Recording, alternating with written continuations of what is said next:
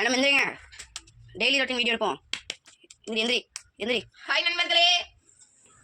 என் தம்பி எழுப்பி விட்டாங்க தூங்கிட்டு இருக்கும்போது. டெய்லி ரொட்டீன் வீடியோ எடுக்கலாம் வான்னு. ஃபஸ்ட்டு நம்ம எல்லோரும் என்ன பண்ணுவோம், காலையில் எழுந்தோடனே பல் விளக்குவோம். பல் விளக்கிட்டு இப்போது இதுதான் நம்மளோட ஹர்னி லைஃப் ஸ்டைல் சேனல். நீங்கள் எல்லோரும் பார்க்காதவங்க சப்ஸ்கிரைப் பண்ணுங்கள், லைக் பண்ணுங்கள். இன்னும் என்னெல்லாம் வீடியோ வேணும்னு கமெண்ட் பண்ணுங்கள் கைஸ். ஃபஸ்ட்டு நம்ம என்ன பண்ண போகிறோன்னா கிளென்சிங் தான் பண்ண போகிறோம். அதுக்கு ஒரு கப்பில் வந்துட்டு தயிர் எடுத்துக்கோங்க.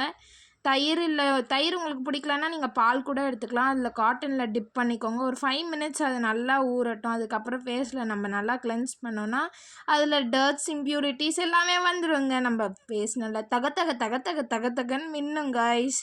நல்லா கழுத்தையும் நல்லா தேய்ன்னு தேய்ச்சிருங்க. அது ஒன்றும் பார்க்காதீங்க, கழுத்து என்னடா வேறு ஷேடில் இருக்குன்னு. நானும் வந்துட்டு இந்த மாதிரி மூஞ்சுக்கு மட்டும் ஃபஸ்ட்டு இம்பார்ட்டன்ஸ் கொடுத்துட்டு கழுத்துக்கு எதுவுமே கொடுக்காம இருந்தேங்க. இப்போ அதுக்கு தான் கொடுத்துட்ருக்கேன். இப்போ அடுத்து நான் ஹோம்மேட் மாய்ஸ்சரைசர் தான் அப்ளை பண்ணிகிட்ருக்கேன். அந்த மாய்ஸ்சரைசர் வீடியோ வேணும்னா நீங்கள் கமெண்ட் செக்ஷனில் கமெண்ட் பண்ணுங்கள். அடுத்து இப்போ நம்ம ஒரு ஃபேஸ் பேக் தான் போட போகிறோம். அதுக்கு என்னெல்லாம் யூஸ் பண்ணியிருக்கேன்னா ஆரஞ்ச் பீல் பவுடர், கொஞ்சோண்டு ரெட் சாண்டல்வுட் பவுடர், அதுக்கப்புறம் இந்த என்னமோ சொல்லுவாங்களே இந்த ரெட் கலரில் இருக்க குங்குமப்பூவா அந்த பூ கொஞ்சம் ஆட் பண்ணியிருக்கேன் கைஸ். கொஞ்சம் தயிர் ஆட் பண்ணிக்கோங்க. உங்களுக்கு தயிர் ஆட் பண்ணல, இல்லை அந்த ஸ்மெல் பிடிக்கலன்னா பால் ஆட் பண்ணிக்கோங்க. நல்லா ப்ரெஷ்ஷை வச்சு தேய்ன்னு நல்லா அப்ளை பண்ணிக்கோங்க. கொஞ்சம் இல்லைங்க, முடி முன்னாடி வந்துடுச்சு, அதான் கொஞ்சம் பின்னாடி போட்டேன்.